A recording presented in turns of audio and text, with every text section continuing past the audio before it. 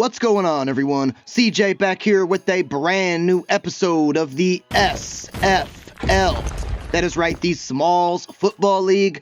Week 12 is upon us here in season number 2 of the SFL.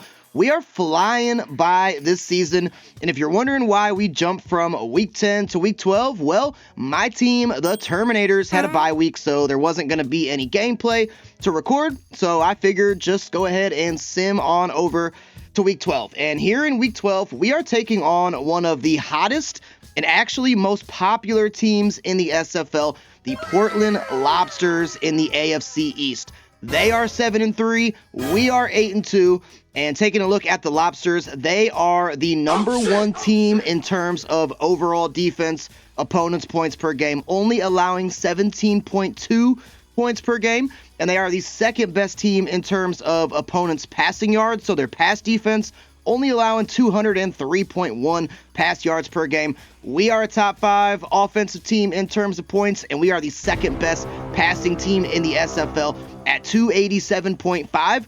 So we got a clash of the offense and defense, hottest teams in the SFL. Something has got to give today. So in today's episode, guys, we have 9 new subscribers joining the league, putting us at a whopping total of 154 subscribers here in the SFL. Remember, no one is doing what we're doing here on YouTube, so make sure to like the video and subscribe to the channel so you can get in on the action. So we'll definitely check out all 9 of our new subscribers. We'll also recap who won and who lost in week 11, just so you guys can see how your teams did. A lot of you probably saw their standings updated in the Discord, but in case you're not in the Discord, we'll recap what happened in week 11. And we also got a new Superstar X Factor channel member joining the SFL who we may or may not play today. Just saying. So we got a lot to get into today.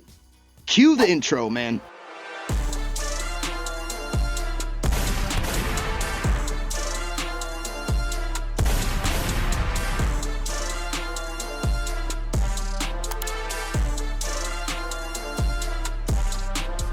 Want to give a big shout out to our newest channel member who goes up to Superstar X Factor, and that would be quarterback Tito Flames on the Portland Lobsters. Yes, we will see this man today, and I got a sneaky suspicion that he is on the thumbnail that you clicked on in this to watch this video. So remember, guys, check out my channel memberships.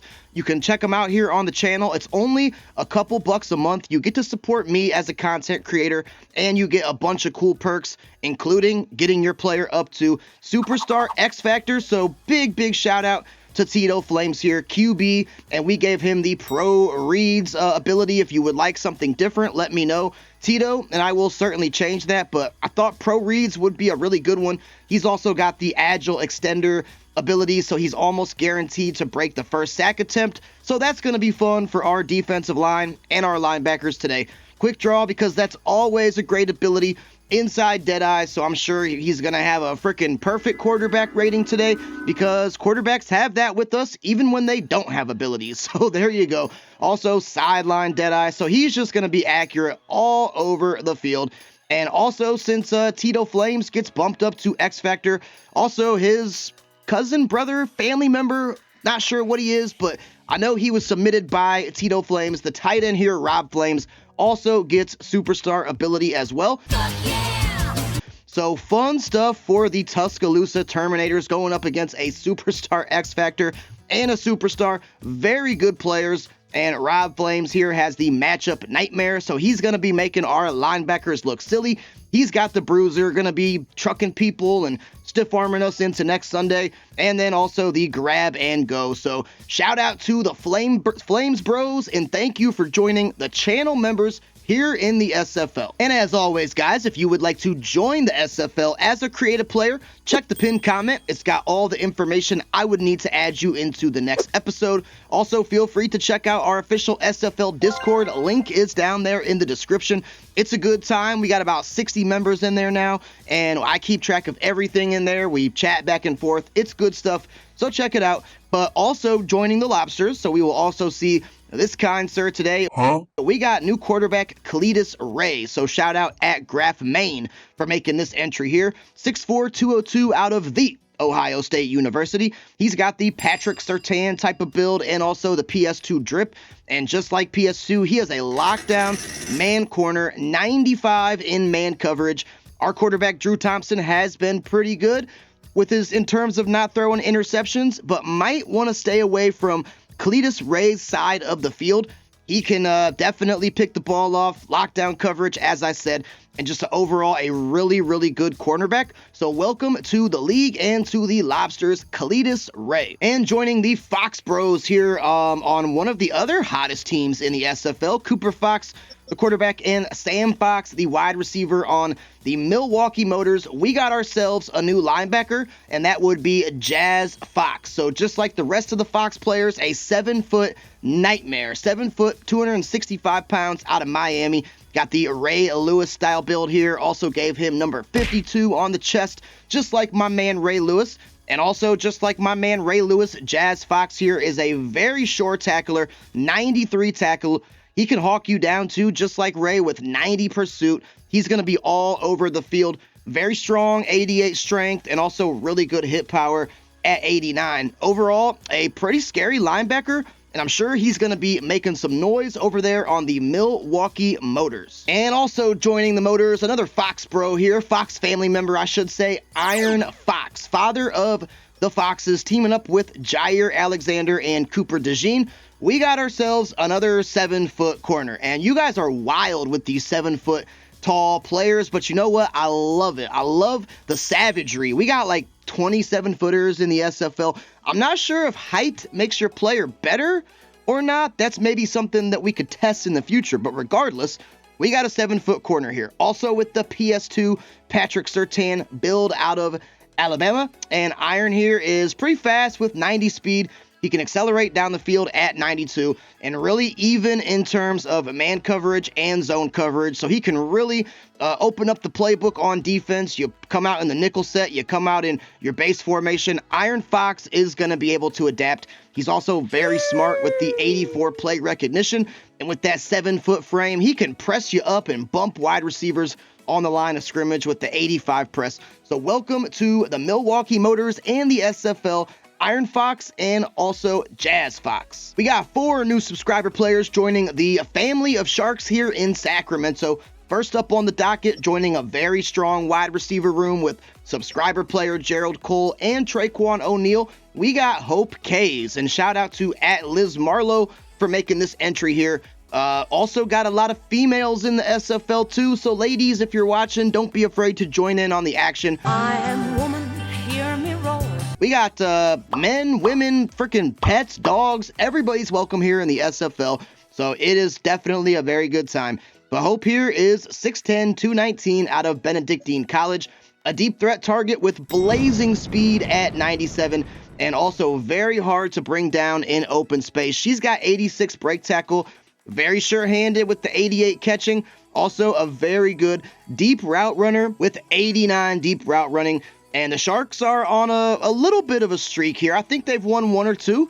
And adding Hope Kays to the family of subscribers here, sure to help the Sharks cause. And also submitted by Liz Marlowe, we got a new defensive end here on the Sharks, and that would be Christina Marlowe. So shout out Liz Marlowe for making these entries. Christina is 6'8", 251, also out of Benedictine College.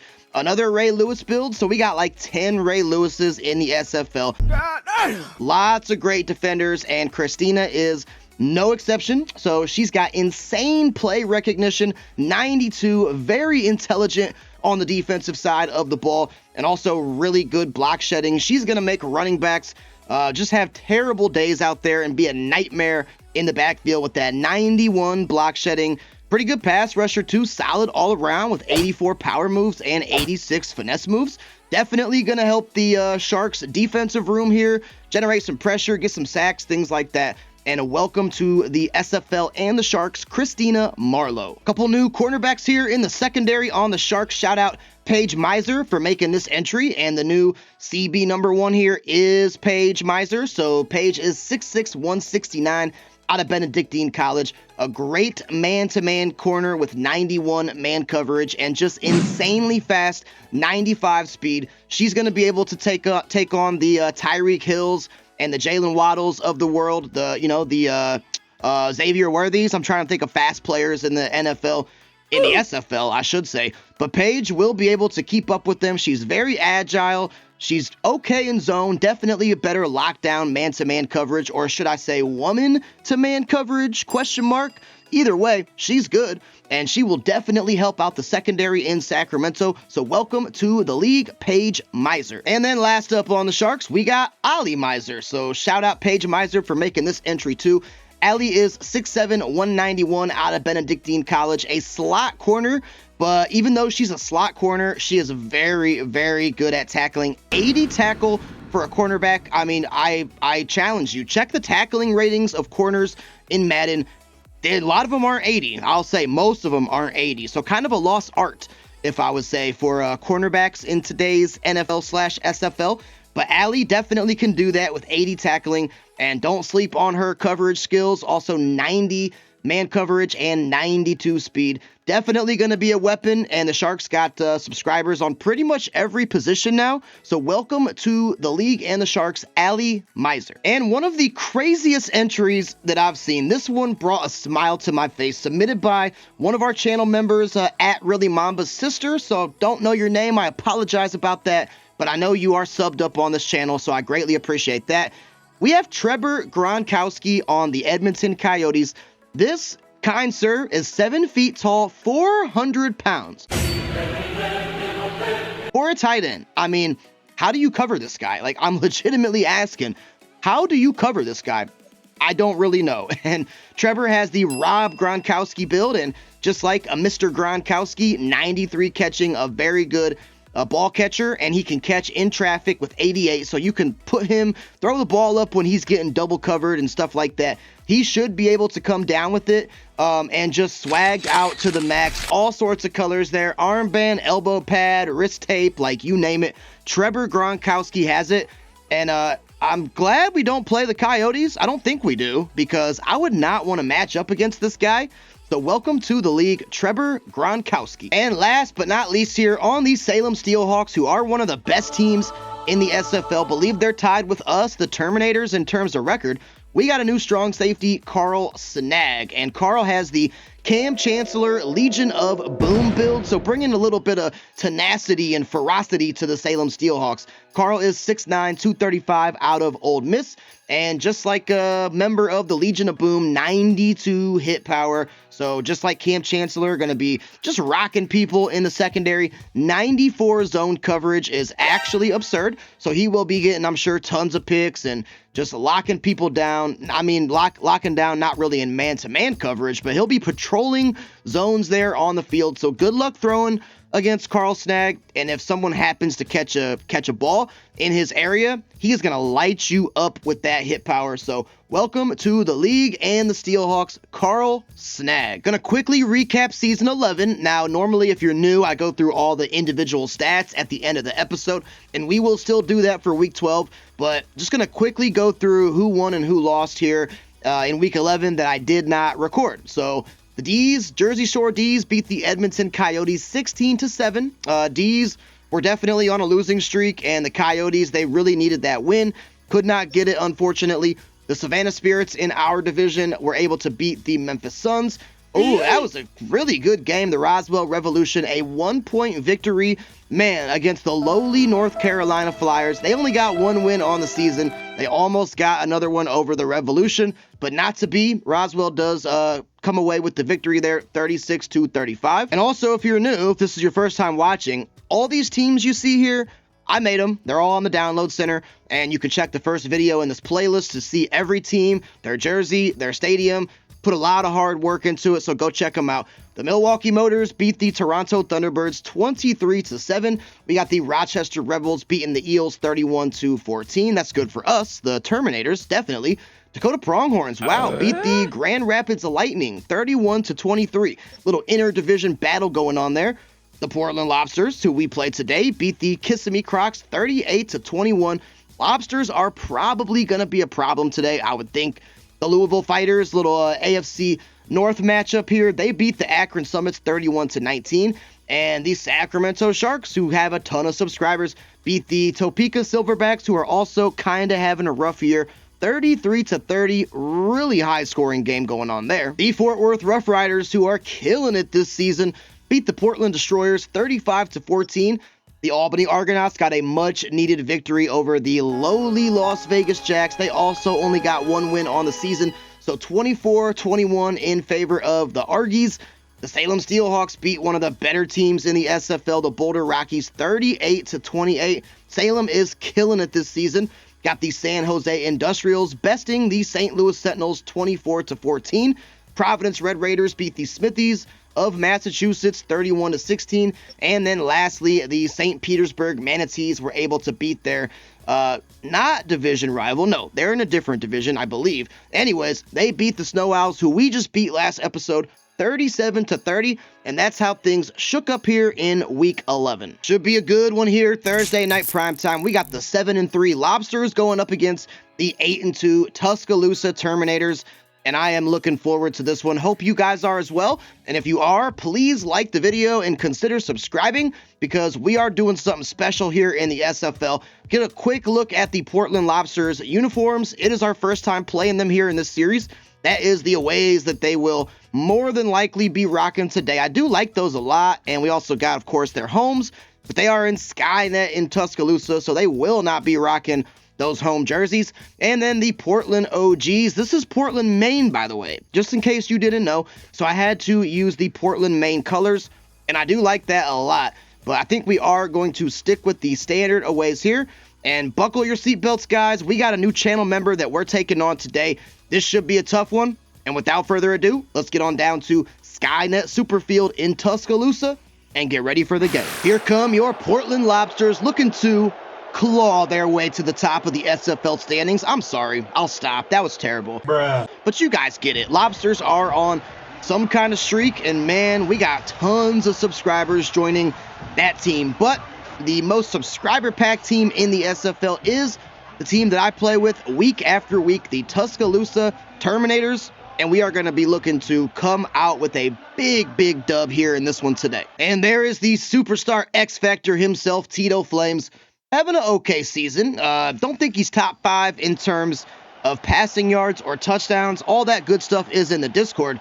But now that he has that X Factor, watch out. He may just rise into the standings. So we'll see how he does today. We're going to use her up on our linebacker, TJ Huntington. That is a give to the subscriber running back, Rudy Chaves. He was juking around, trying to make something happen. But it is our linebacker, Shaggy McBoomski, there with a big stop. And Flames is now coming out with only 3 wide receivers, 4, as a matter of fact. No, that's the tight end. Rob Flames over there, superstar development. We got to watch him for sure. And did not target Flames that time. Instead, he went to, not sure who that was, the backup running back, Blake Corum. Okay. And Corum dropped it, so it will be 3rd and 8. Let's just play some good zone coverage here. We're going to guess pass. We're going to shade inside. Our defense had some type of performance last week, and we're just really trying to carry that momentum into this week here. Hopefully generate a little bit of a pass rush. Tito Flames finds his target, and that was Nico Collins, but well short of the sticks. And our subscriber cornerback, Jaden Taylor, who had himself a monster INT last week, was there to prevent the first down. So Portland Lobsters with a 3 and out on their opening drive. Hopefully for us, that's a sign of things to come, or maybe we just got lucky. But let's have our offense just propel themselves downfield here and put up some points. This is your SFL leader in passing yards, 2,913, and still rocking that decent 2-to-1 touchdown interception ratio. Obviously would like it to be better, but if you guys have watched this channel for any length of time, going back to Madden 23, a 2-to-1 touchdown interception ratio for me is pretty good. But we will start out on the ground here with J.J. Huntington, as we do so often. And Huntington with some pretty decent cutbacks there. Nothing too crazy, but a nice gain of 5. We're really trying to turn our running game into a force. It's very hit or miss. Sometimes it's off. Most of the time it's off, I would say. Sometimes it is on. And we want that to be more of a staple in this Tuscaloosa offense. So 2nd and 5. Gonna see who can get open here. We're gonna go underneath to Scooby McBoomski, our subscriber tight end, who was one of Drew Thompson's favorite targets. He's been making some noise here in the recent weeks. Scooby picking up a nice first down for the Terms. I did make running it inside our focus, and we got big Tubby McDouble, our power back in the game this time. And oh, Tubby with some lanes. He doesn't have the best change of direction. I was trying to, go from left to right and kind of squeeze in between a block. Look, Tubby ain't squeezing anywhere, okay? Come on, man. He's just not. He is the guy you bring in when you want to just truck somebody into the pavement, but a nice pickup of 8 for Tubby. We'll go ahead and keep it on the ground here with JJ, and that time the lanes converged pretty well. DeForest Buckner, who was a very good player, was there to stop us. A big 3rd and 1 coming up for us now. I'm going to keep it on the ground, though. We got Tubby back in the game here. I'm going to send Ty Huntington over to the left. We got DeForest Buckner or somebody over there that we're going to have to watch out for. But Tubby, can he keep the pile going? He does. Tubby starting out 2 for 14. That is very un-McDouble-like. Normally, he's the guy that you bring in when you need, 1 yard, and he gets 1.5. Come on, man. But he's running pretty good in this one, and I mean, really, the way that our running game is looking so far, why go away from it? We'll just go back to the ground here with J.J. Huntington, and definitely got to watch the left side of the field here.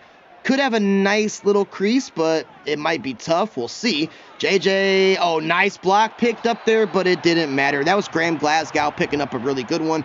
But it was Quincy Williams on the tackle for only a gain of 2. Get a quick look at this Portland Lobsters defense here. They got Zadarius Smith as the starting left end and Josh Hines Allen. That's that X factor I saw up there. Okay, Josh Hines Allen is the right end defensive tackle. They got a good defensive line, man. I'm surprised we're running this good to start.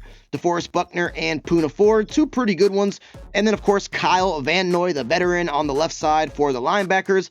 Drake Bowen, the subscriber middle linebacker, along with Blake Cashman in the middle. And then on the right side, Quincy Williams as the right linebacker. Corners, they got some pretty good ones. Marlon Humphrey, and then, of course, Cletus Ray, who just joined today. He don't play. Going to be earning his pay. I'll stop. Nice ride. He's there, and also Jerry and Jones. Safeties, we got Kalen Bullock and also Devin Hendricks, an auto-generated rookie. Okay, not sure what he's all about, but I guess we're going to find out. So a pretty good defense. I can definitely see why they are the #1 defense in terms of points. They got some players, but so do we. Jake Powers, he's our big deep threat guy. We're going to send him on a streak, and I don't like it. So we'll just do a safe little check down here to Zach Ertz, who's about our only non-subscriber that sees any action. Saw some good action there, picking up a nice first down. And one thing I will say about this season compared to last, we're starting to see like some long, sustained drives.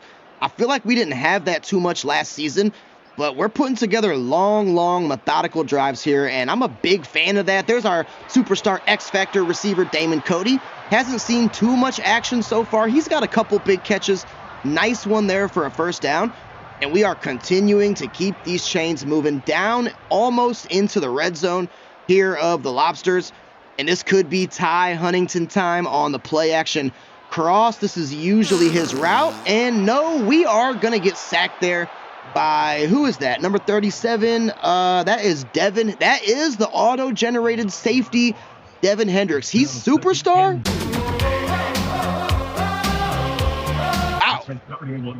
He's not a subscriber. He's an auto-generated guy that they took in the draft.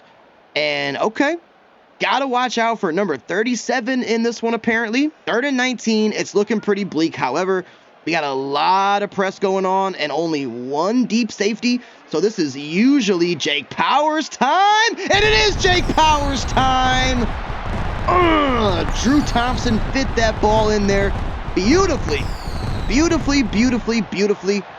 And Jake Powers, he is the king on this Terminator squad of those deep balls. I mean, look at that. A thing of beauty.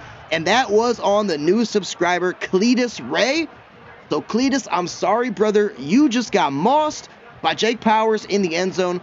Tuscaloosa going to go up early in this one to start. We'll see how Portland responds here, being down 7-0. And we'll also see how our defense responds. And also Tito Flames Number 4 in the league in rush yards for QBs. Drive number 2 here for the Lobsters, and Tito Flames is in shotgun with Blake Corum behind him. Not sure why it's not our subscriber running back, but maybe that's why. Rudy Chaves is the running back number 1. Blake Corum, the 2-year man in this series out of Michigan, is running back number 2. He picks up a great first down there, broke contact from multiple Tuscaloosa defenders, so you never like to see that. Got to make sure we clean that up for sure. And we're going to send a heavy pressure here on second down, and that is caught there by Nico Collins for his second catch. And nice pickup of 7 by Tito Flames and the Lobsters. 2nd and 3 now. Ball is on the 45. Flames coming out shotgun with Rudy Chaves to his left. Haven't seen any targets to Rob Flames yet, but there's a nice broken tackle there by Rudy. We were able to stop him up with our free safety, John Kraft. But the Lobsters' second drive here is looking much better, as they do got the ball all the way down to midfield. And only really a couple more plays here until the end of the first.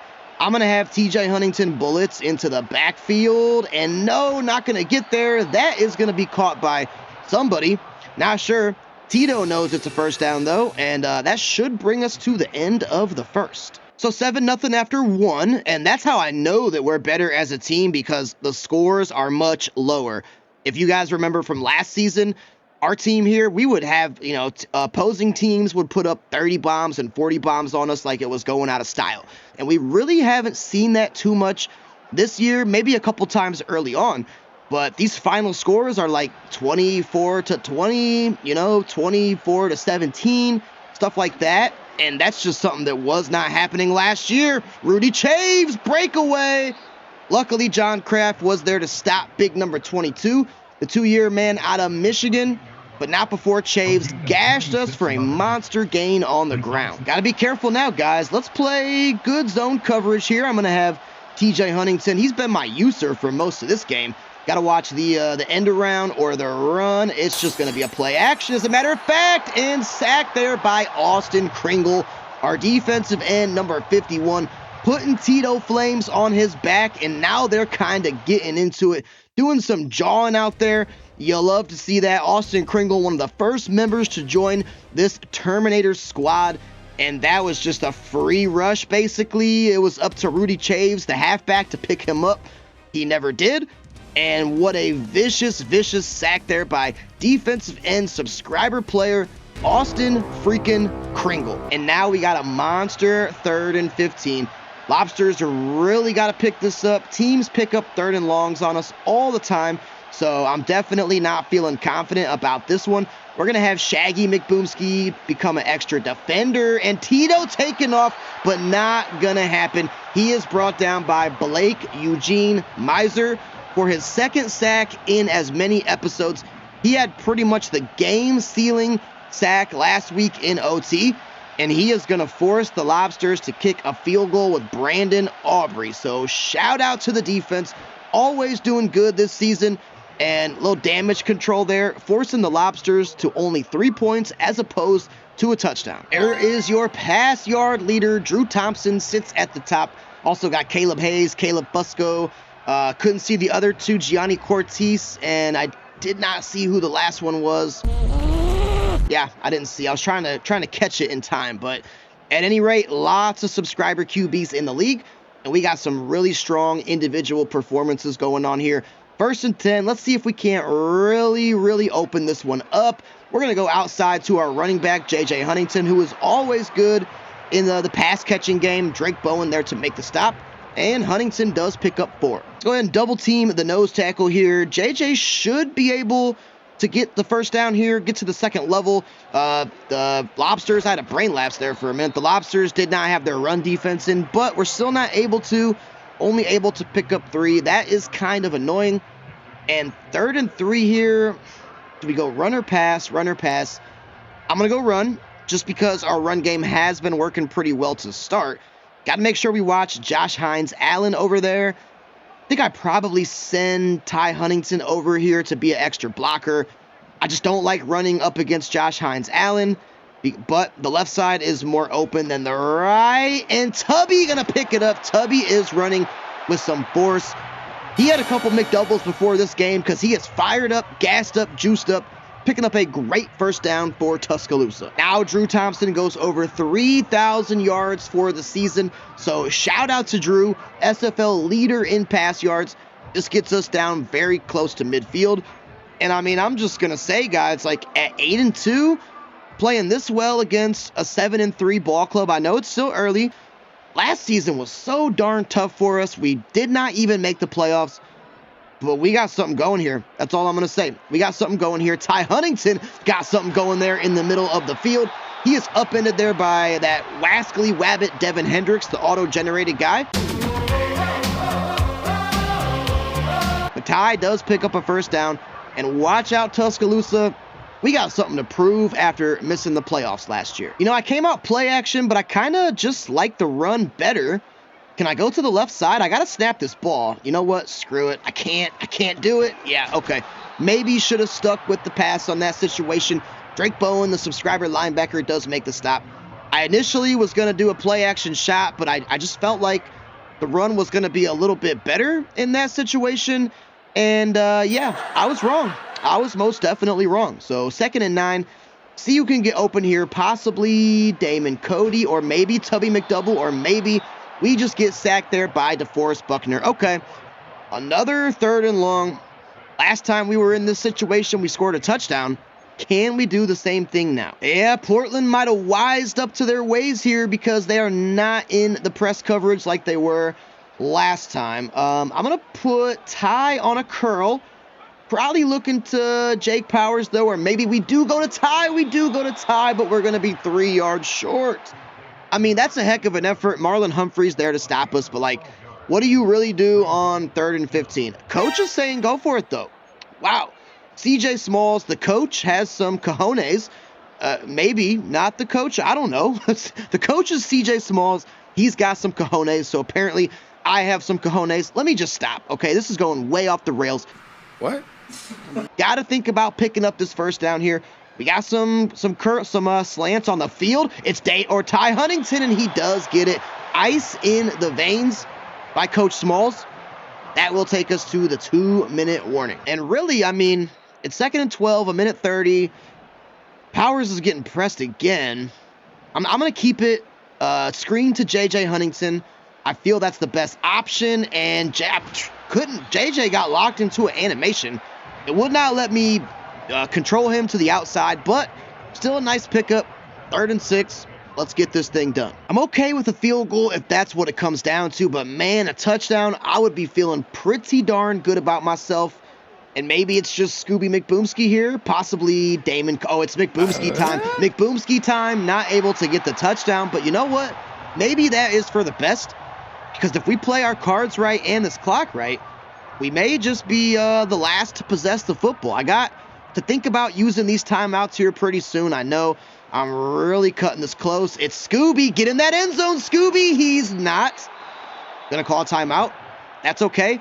I got the ball down to the 1-yard line. And this is our chance right here, guys. 8 seconds left. We're coming out with the Y stick. I don't really like how there's an extra line back. Oh, yeah, I don't like that at all. Come on, please catch that. Zach Ertz, they're going to give it to him.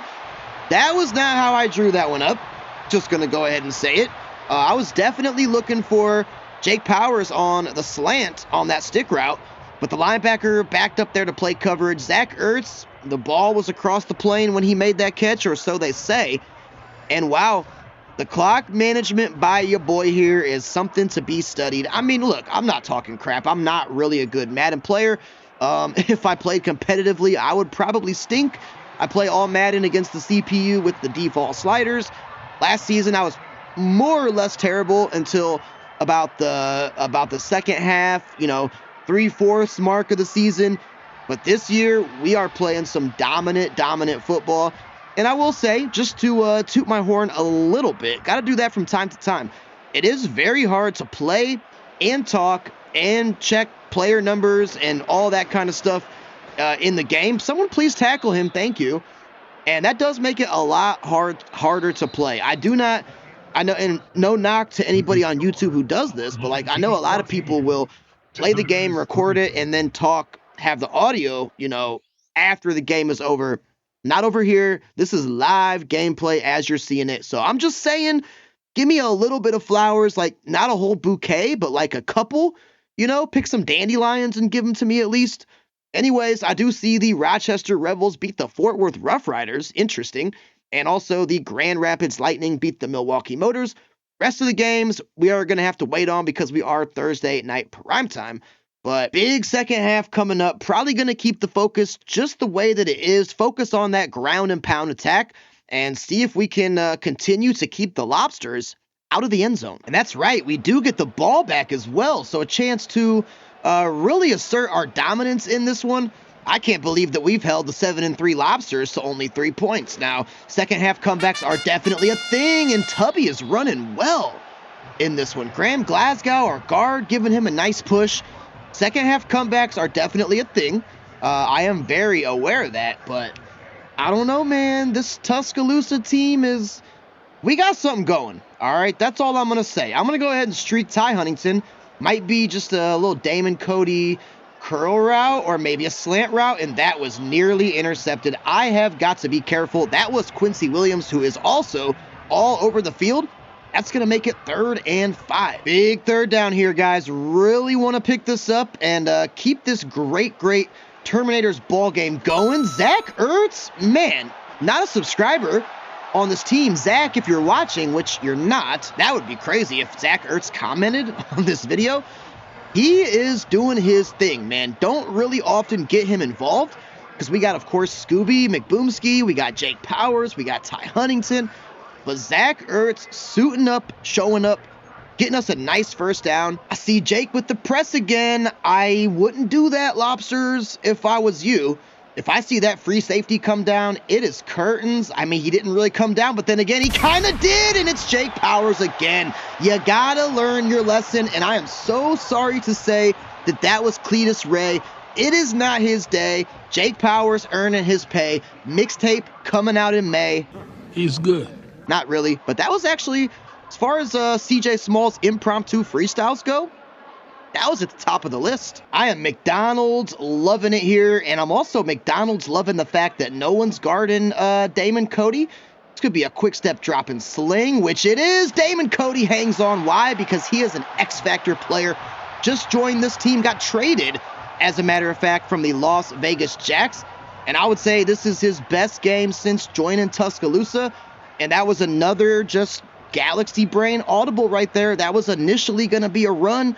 And I'm just saying, the play rec from your mans here is it's probably at like 95-ish. Jake Powers might get in for the score. He does for the second time today. Jake Powers is a savage. Savage. He is 6'8", 6'9", 6'10", something like that. Again, you guys are wild with the 7-foot players, but he is having his way with this Portland Lobster defense, and pending the extra point from subscriber kicker Corey Booter, which should be up and through, we are slight weight running away with this one, guys. Uh-oh, good kick return from the Lobsters. Wow, that was sketchy, and they're going to have great starting field position, which should be a welcome sight for quarterback Tito Flames. He really needs to rally his boys to a score in this one. I, of course, hope he does not. Well, it would be cool to make the game more competitive, but I've just seen way too many second-half comebacks from teams, so, our defenders keep getting those sacks and TFLs and picks, whatever the case may be, but it's going to be the subscriber, Rudy Chaves, who has really been the Lobsters' main offensive weapon in this one. Have not seen a catch or maybe even a target, maybe one target to superstar tight end Rob Flames. But it's been mainly the Rudy Chaves show, and I'm a little surprised by that. There's Flames, and there is a nice catch there. Finally getting some positive yardage. That is Curtis Samuel, and the Lobsters do get very close to the red zone. So after the gain of 16, they are at the 28-yard line. This is easily their best drive. But again, they were gifted with very good field position on the kickoff. Johnny Waters trying to make the tackle on Blake Corum, who he's also been, I would say, their second best weapon. It's been a battle of the running backs here. Rudy Chaves out of Michigan, and then also Blake Corum, also out of Michigan. Obviously, Blake Corum, real Michigan player. Rudy Chaves, just a subscriber, but they're still both Wolverines, and the Ohio State guy here is not liking that too much. We'll use her up on TJ Huntington, and there's Rob Flames. First catch of the game, going up against safety Brandon Moore, and the Lobsters are primed for a score here, getting the ball down to the 11th. Yeah, this is what I'm saying, man. You never get too complacent when you're playing the Madden AI, because the Madden AI can turn it on when the Madden AI feels like it. And of course, we got an X-Factor quarterback back there. And look at Rudy Chase breaking multiple tackles. Wow, we had a chance to stand him up on the line of scrimmage for no gain. But Rudy Chase said, nah, not today, partner. He probably didn't say that. He probably just said like, oof, because he's running. May God have mercy on your soul.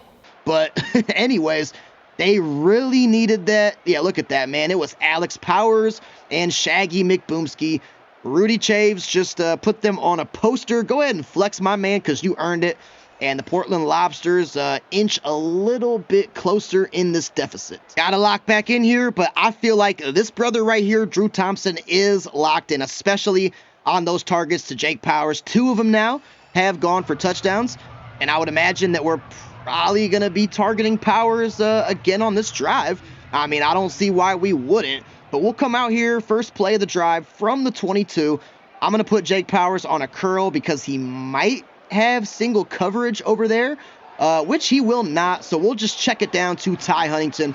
Probably the safe option there. Drew Thompson, though, pretty much perfect. 18 for 20, 218 through the air, and 3 tutties. Go a little screen action here to JJ. I feel really good about this as long as we don't take a sack, which we have taken a couple of those here today. JJ should be able to. Oh, a great block set there by one of our offensive linemen. I couldn't even see who it was. Somebody set a wonderful lead block, and also the Lobsters now kind of getting a little chippy. They're probably a little upset. You know, they just came off a good scoring drive, feeling good about themselves.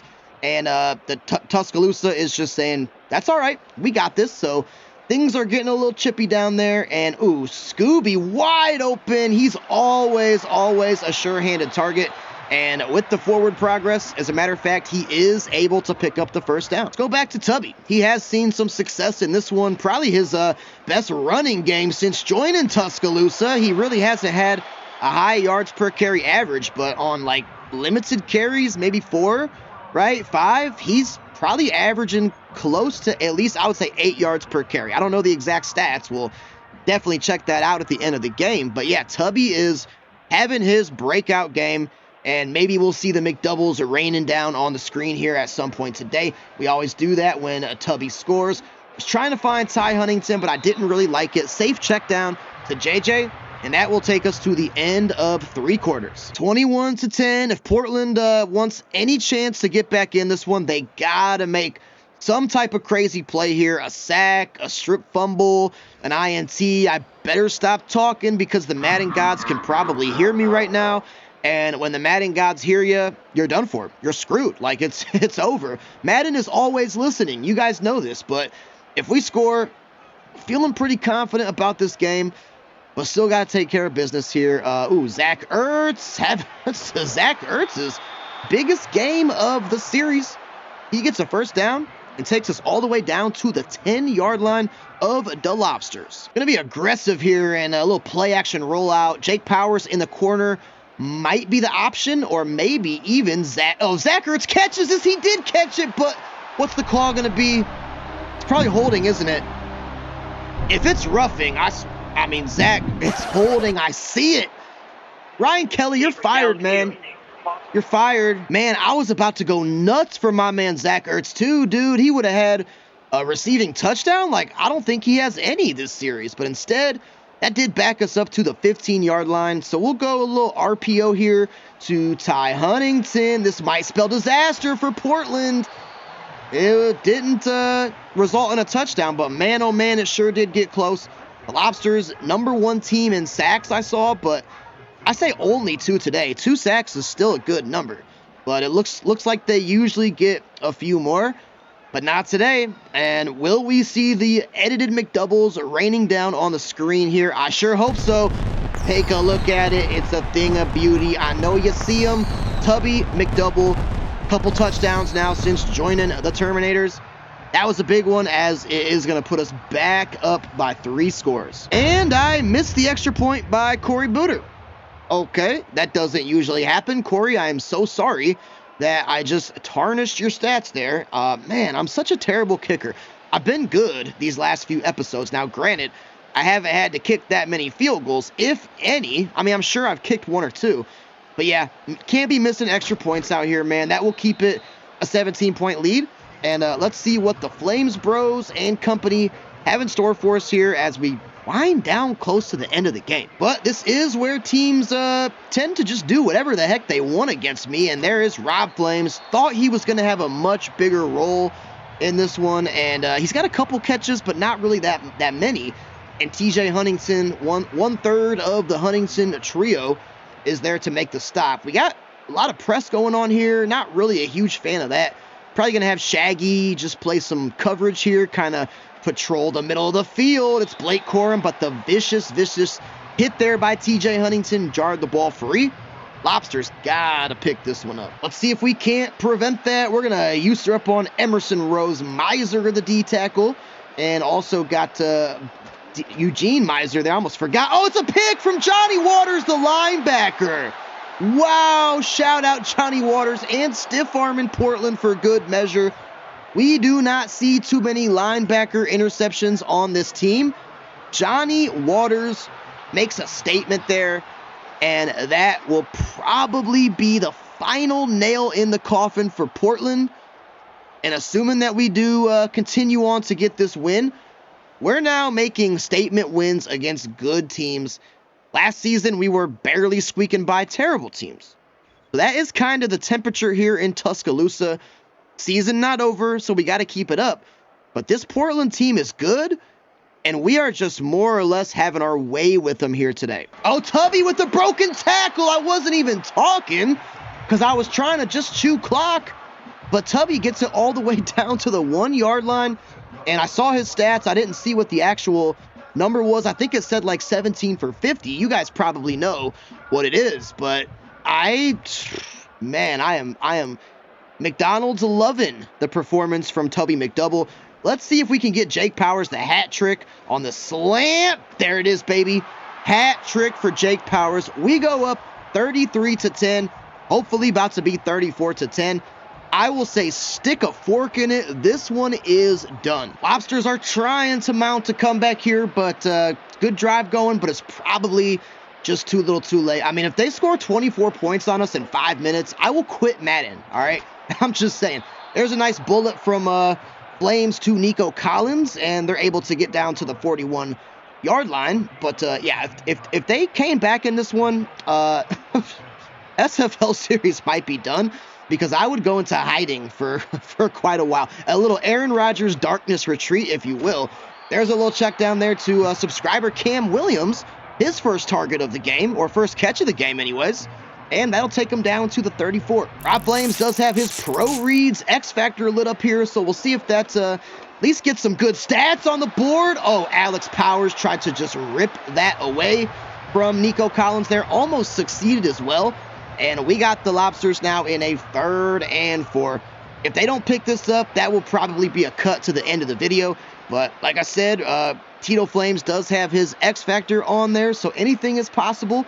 See what he's able to do here. And, oh, come on, give me some cookies. Wow, Jaden Taylor had an amazing interception last week.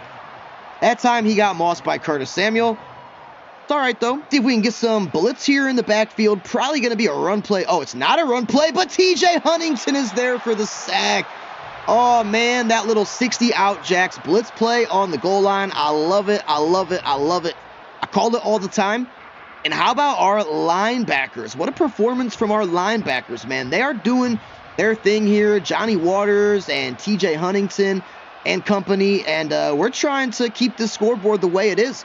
Our defense is never usually ranked that well in this series, so I'm trying to keep the score down. That is a nice find there to Nico Collins. So if nothing else, Tito Flames upping his stats a little bit. I'm happy for him.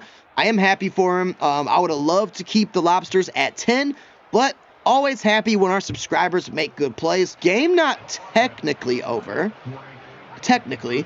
I still feel good about it, yes, but I have seen strange things happen in Madden. A little pirouette, spin move there, and it's a flames to flames connection.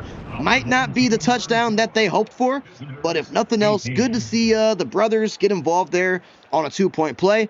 Lobsters inch a little bit closer on this scoreboard. Lobsters going onside, man. They are trying to claw their way back into this one, and just get the hands team out here. Come on, guys. Do not let the... Oh, God, that's a dangerous kick. And did the lob... Oh, my God, we somehow got that. It was Ty Huntington. That was a good onside kick. Actually got a little scared there for a minute. I'm not going to lie. But Tuscaloosa was able to recover it, and a couple first downs here should end this one. See if we can't get a little redemption for Corey Booter. I had to do it. I'm sorry, Lobsters. I had to atone for that missed extra point. Normally, I wouldn't run the score up like that, but come on, man. I got to help my man Corey Booter out. He's our franchise kicker.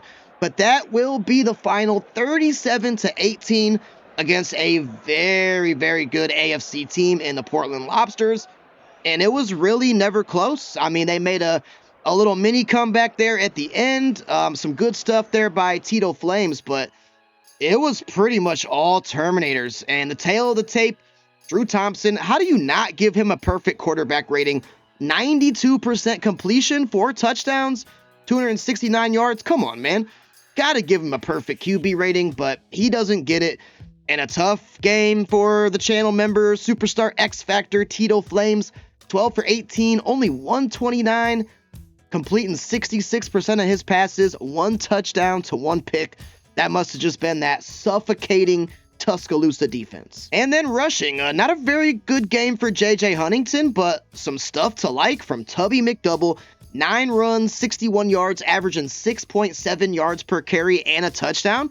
I will certainly take it. And also Rudy Chaves, a good yards per carry average, 5 for 53, averaging 10.6 per carry and a touchdown. That's a really good performance. Receiving wise, we got Ty Huntington at 5 for 49. Scooby McBoomski doing what he does pretty much every episode. 5 catches for 59 yards. Jake Powers, player of the game, 4 catches, 77 yards, and 3 touchdowns. Zach Ertz did have a touchdown? Wait a minute. Did he? I guess he did. I know he had that one that they called back for holding, but maybe I just forgot. 4 for 32 and a touchdown. You love to see it. J.J. Huntington, 4 for 27. Nico Collins had a touchdown, that lone touchdown from Tito Flames. And Rob Flames, only 2 catches for 12 yards. Damon Cody, 2 for 25. And then Cam Williams, only 1 for 6. He's a good receiver, too. Always see him lighting up the stat sheets.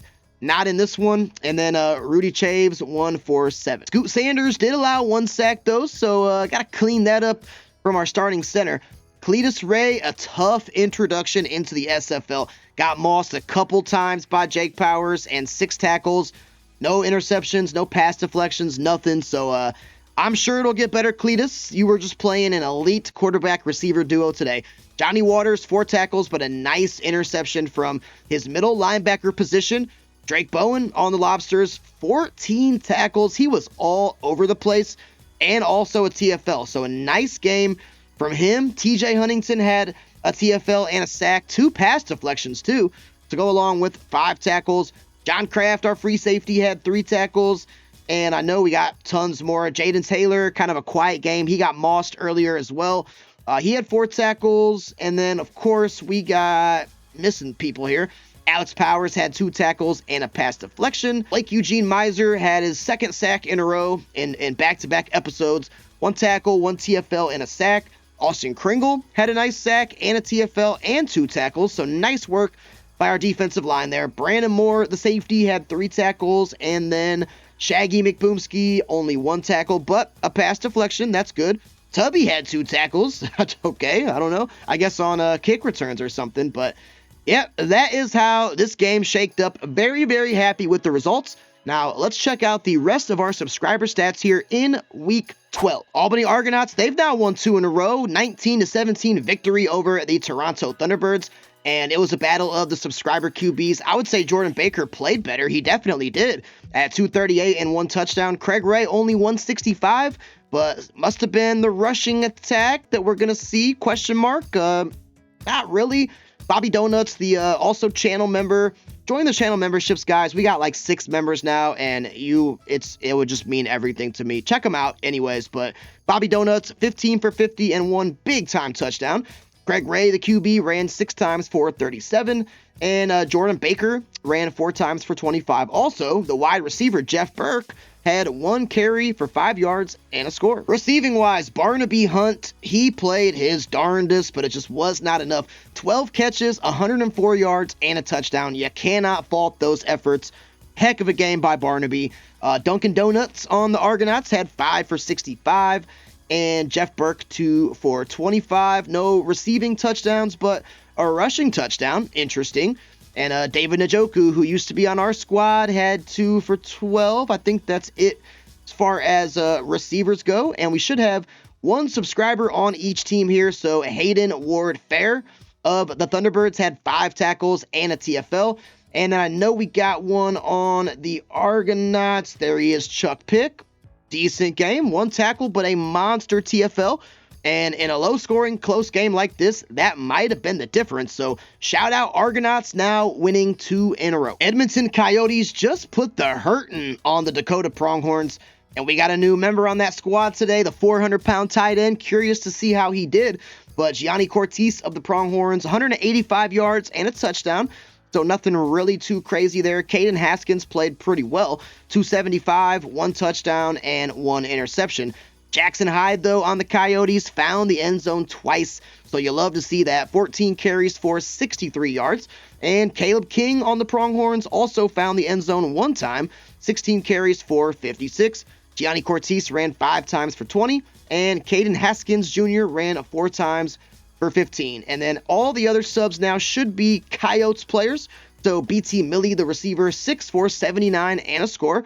That's good to see. Trevor Gronkowski, his first game, it was okay. Nothing crazy, but he got the dub. 6 catches for 47 yards. Timmy Winfield, Edmonton Coyotes OG, had 4 for 46.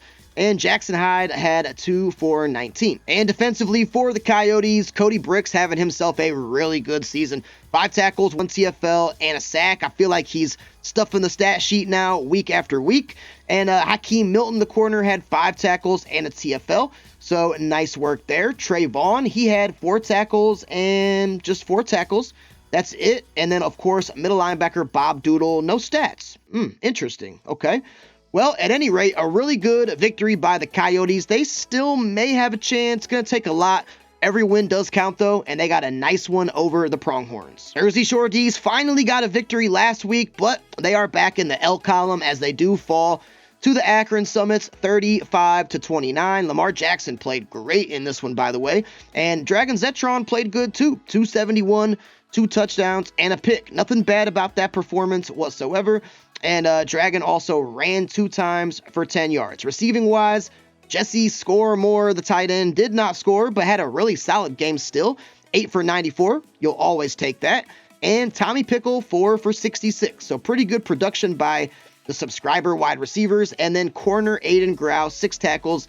Did have a pick last week, I believe. None this week. They definitely could have used it, as they did fall in a 1-score loss, though, to the Akron Summits. And the North Carolina Flyers, another tough loss. They drop a 3-point, they're getting close, though, 3-point loss to the Providence Red Raiders, and we just got 1 subscriber on each team here. So Chase Kaiser had a good game in terms of touchdowns, had 3, but only 185 yards, not really going to get it done, but it did in this one. It was enough, apparently.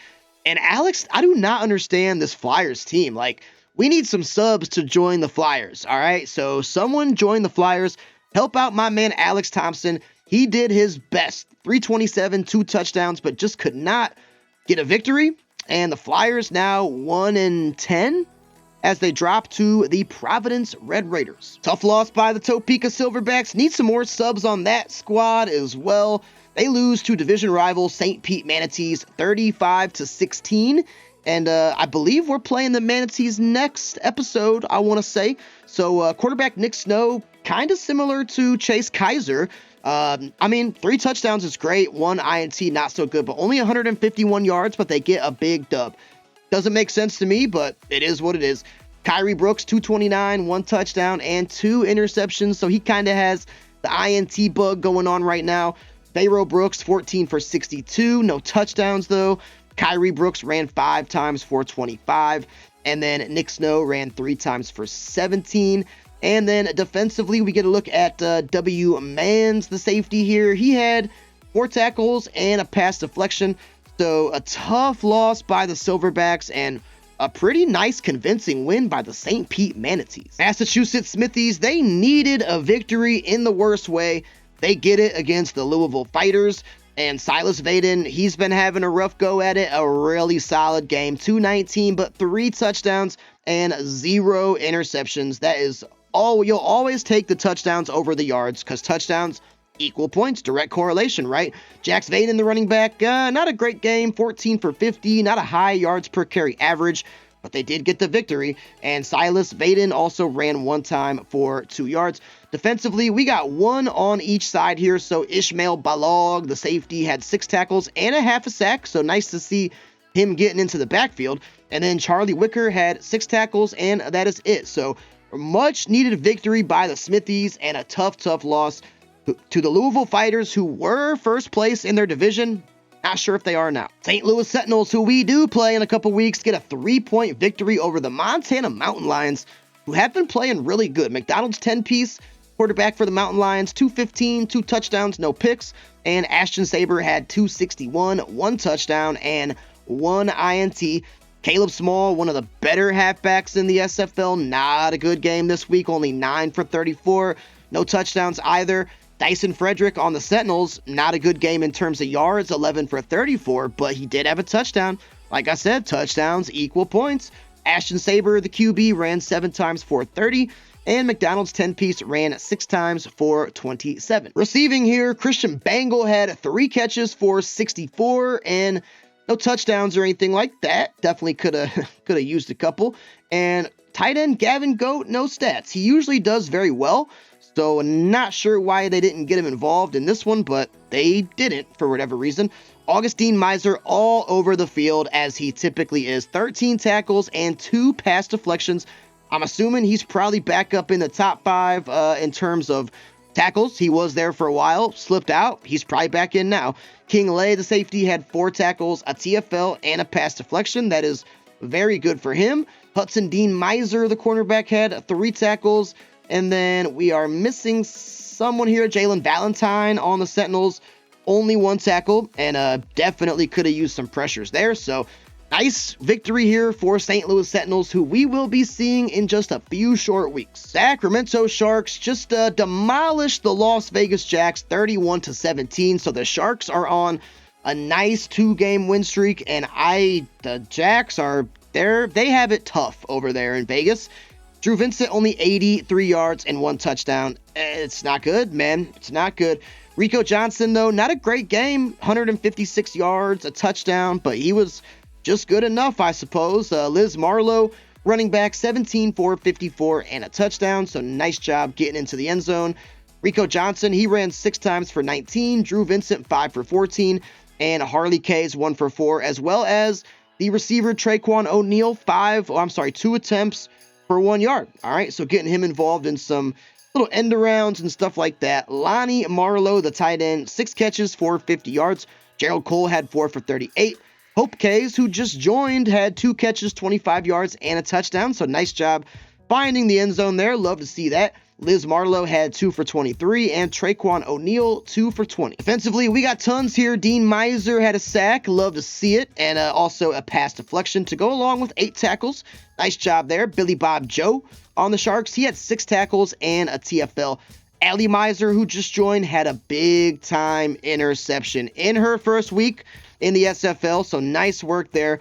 To go along with 3 tackles. Really, really good stuff. Easton Dwayne Marlowe, the defensive tackle. He had 3 tackles, okay. Paige Miser, who also just joined, 2 tackles and a TFL and a pass deflection. You love to see it. So awesome stuff there. 1 TFL and 1 tackle for Christina Marlowe. Megalo Don had a tackle. Blake Miser had 1 tackle and a TFL. He is also a Superstar X Factor / channel member. I'm telling you guys, go check him out. It's where it's at. Bruce Jaws had 1 tackle and 1 TFL. And Roger Miser, the corner, he had no stats, okay. And believe that is it. So a nice 2-game win streak by the Sacramento Sharks. Las Vegas Jacks, got to figure it out. Got to figure out what's going on there because it's tough sledding. I know. Portland Destroyers do beat the Boulder Rockies 41-35. And I was just talking about this last episode. The Rockies now have lost like 3 in a row. This is exactly what they did last season. So got to be aware of that and, turn it around hopefully. But Dominic Young, he balled out 338 yards, 3 touchdowns, and only 1 interception. Lucas Thomas played good too, though. 285, 2 touchdowns, and 1 pick. Dominic Young just played a little bit better. And also AJ Hans, he had 2 touchdowns. He is probably back up in the top 5 for rushing touchdowns on 14 for 45, but those 2 touchdowns, awesome. And then also Dominic Young, the QB, he got into the end zone too, and also had 5 for 24. Lucas Thomas, who always runs it well, 5 for 24, so not really a great running game for him. And Alexander Kleblek, he had 1 rushing attempt for 5 yards. He's the wide receiver, and we'll get a look and see how he did now. Austin Lucas, though, a good game, 9 for 88 and a score, so that's awesome. And Alexander Kleblek, only 5 for 54, so a decent game, but nothing too crazy. And AJ Hans had 1 for 5. And then AJ Hall, the linebacker, 1 TFL, 6 tackles, okay, a pass deflection as well. So a decent game in terms of stats. Obviously, Rockies would have liked it to translate into a victory, but got to give the Portland Destroyers their credit, man. Putting up a 40 bomb, never easy, and they do take care of business against the Rockies. Salem Steelhawks, all they do is win no matter what, unless they play us because we beat them. Just saying, not trying to throw a jab, but they could not beat us. Only one of their only 2 losses, might I add. But Cameron Moore is playing good, as he always do. 358 yards, 4 touchdowns, 2 picks. Never like to see that, but still a 2-to-1 touchdown interception ratio. And then Caleb Fusco, 2 Calebs in the SFL spelled differently, but still Caleb Fusco, 221, 3 touchdowns and a pick. And then rushing, Ian Taliercio, decent game, 15 for 56 and a score. Also, Cameron Moore ran 6 times for 18, and Fusco ran 1 time for 1. Jerry Tress did allow a sack, though, the left tackle, so never like to see that. He's a good left tackle, though, so I'm sure it's just like a 1-game thing. Daniel THG, the cornerback, had 7 tackles. We got tons of subscribers here on the Steelhawks. It's Oreo had 3 tackles and 2 sacks. Very nice game from him. Carl Snag, who just joined, had 2 tackles, and that is it. Okay. Not Oreo, he had 1 tackle as well. No sacks or anything, though. Hayden Zeig, who just joined, no stats. Okay. A little interesting there, but I'm sure he'll pick it up and get a few in the weeks to come. But gotta watch out for the Salem Steelhawks. They just continue to pile up the dubs. And I almost forgot, if I miss you, please call me out in the comments. It's getting very tough to remember. But JJ Redd, 6 for 79. And then Joe Uno, the tight end, 5 for 41 and a big-time score. Ian Taliercio also had 1 catch for 8 yards. So cannot forget about the Steelhawks receivers. Y'all did your thing and balled out in Week 12. Roswell Revolution get a nice division win against the San Jose Industrials. We do take on San Jose here in a couple weeks, so see what they're up to. But Noah Acro, the QB for Roswell, 208 yards and 2 touchdowns. And then Jonathan Taylor just joined, I believe, last week. Okay game, 202, not really great, but 3 touchdowns is good. You'll take that. And then also 1 interception as well. But Jonathan Taylor did run 8 times for 44 yards, and Noah Acro, the QB, ran 4 times for 9 yards, but he had a touchdown in there as well. So nice work from Noah. Receiver BT Taylor here on the Revolution, 6 catches for 67 yards. Yeezy Fuentes, SFL OG, might I add. He had 5 for 53 and a touchdown, so love seeing him get in the end zone. And speaking of getting into the end zone, Willie Lloyd Jr., 3 catches for 16 yards, but a big-time score. And also, Hingle McCringleberry, love the name. It's amazing, by the way. 1 catch, 12 yards, and a big-time touchdown. Defensively, we got several for both teams. So Dominic Marinai, the defensive tackle on the Industrials, 4 tackles and a TFL. You like to see that. Linebacker Eli Acro, brother of Noah, the QB, he had 3 tackles as well. Cornerback Jameer Juice, 3 tackles, no picks or anything like that. Definitely wish he would have got some. Josh Pickney, same, 3 tackles, no picks or anything. So I guess, the Revolution didn't need him, but you still want to get him if possible. And then Gio Cruz, he is always a stat sheet stuffer, 2 tackles and a sack, so his great season continues. This was a high-flying, firework-filled game, and the Revolution do come away with the victory 34-28 over San Jose. Savannah Spirits eke out a 3-point win over the OKC Eels. This is important for us because both of these teams are in our division. We have the number 1 spot right now, but just got to make sure we know where our opponents lie, right? So Caleb Hayes, the QB, had 152, 1 touchdowns. He usually has tons of yardage, so shout out to the OKC Eels defense anyways. Mason Buchanan had 273, 1 touchdown, and 2 INTs. Very un-Mason-like, I would say. Daniel Banks on the Spirits, 14 for 57, and then Graham Briner, 13 for 50. Also, a lot of receivers getting rush yards this week. Okay, I respect it. Ray, 2 for 12. Caleb Hayes, the QB, ran 2 times for 10, and then Mason Buchanan, 2 for 8. Receiving, DeAndre Smith on the Spirits, 5 catches for 64 yards and a touchdown. Ray on the Eels, 6 for 47. Graham Briner, who's always catching passes as a running back, he had 4 for 35 as well. Okay, George Smith, 2 for 23. Dallas Bolton, who has been playing great as of late, 3 catches for 17, so quiet game for him. And then Daniel Banks, the running back, had 4 for 13. Defensively, we got players all over the place. The anchor, the captain on this team, Cam O'Shea, 10 tackles. He always piles up the tackles. Adrian Mew III had 8 tackles as well. And then D Ford, who is in top 5 in sacks and TFLs, gets a TFL, gets a half a sack, and also gets 6 tackles. Really good season for D Ford. Jaden Hayes, the linebacker, had 6 tackles and a TFL and a pass deflection as well. So definitely always love to see that from our secondary players. Dr. Dre Harris had 3 tackles. Jessica Miser had 3 tackles and that other half a sack. So nice work there. Trustin Smith Jr. had 3 tackles but no picks. Jackson Prime had a pick though. Okay, 3 tackles and 1 interception from his cornerback position. So a really, really tightly played game, but the edge does go to the Savannah Spirits by 3. Grand Rapids Lightning, didn't the Motors just beat them last week? Did we got ourselves a flip-flop going on here in back-to-back weeks? I think they did, but this time the Grand Rapids Lightning do come away with their revenge game. And wow, Lucas Spicer, 304 yards, 5 touchdowns to no picks. Offensive player of the week, I would say, most certainly. Cooper Fox, though, for the Motors, still played good, 293, a touchdown, and no picks. But Lucas Spicer was just on another planet in this game. Crab Kingsley, tough game. He's had a few of those. He's had some good ones as of late, but kind of back to the slump here. 8 carries, 23 yards, no touchdowns. Cooper Fox, the QB, though, ran for a touchdown, and he also had 4 for 19. And then Lucas Spicer, 3 for 11.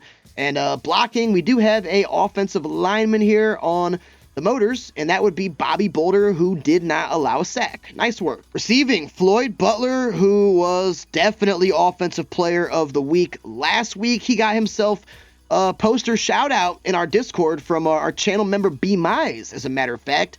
Killing it, man. 9 catches, 126 yards, and 2 touchdowns. Very good performance. DeMar DeRozan on the Motors, also a good performance. 10 catches, 122, and a touchdown. Sam Fox, also a good performance. 9 catches for $117. We had receiving yards just all over the freaking place in this one.